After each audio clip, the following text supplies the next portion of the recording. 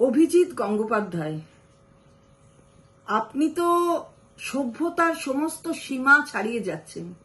অর্থাৎ এত অসম্ভব খারাপ কথা আপনার মুখে শোনা যাচ্ছে যে মানুষ আপনাকে আর মানুষ ভাবছে না। আপনি কি ভেবেছেন? মাননীয় মুখ্যমন্ত্রী, তাকে উদ্দেশ্য করে আপনি যে কথা বলেছেন, সে কথা কোনো ভদ্র মানুষ বলতে পারে বলে আমাদের মনে হয় না। আপনি তো বোঝেনই ভুল, সেটাই তো বোঝা যাচ্ছে এখন। কেউ রেখা পাত্র অথবা বাকি মহিলাদের 2000 টাকায় কিনে নিয়েছে বলা হয়নি। তাদের দর 2000 টাকা বলার মতন অসভ্য এরম চরিত্র আমাদের কারুর নয়।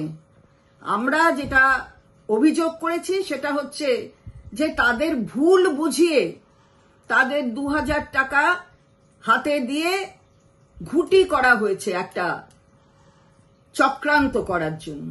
মেয়েদের সম্ভ্রম কি করে রক্ষা করতে হয় মাননীয় মুখ্যমন্ত্রীর চেয়ে ভালো আর কেউ জানেন না।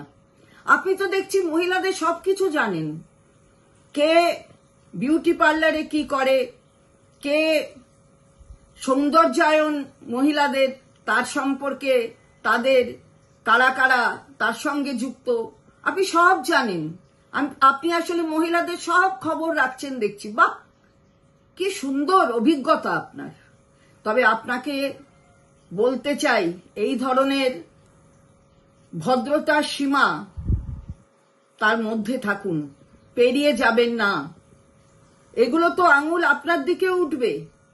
যে আঙুল আপনি তুলছেন অন্যের দিকে, সে আঙুল তো আপনার দিকে উঠবে।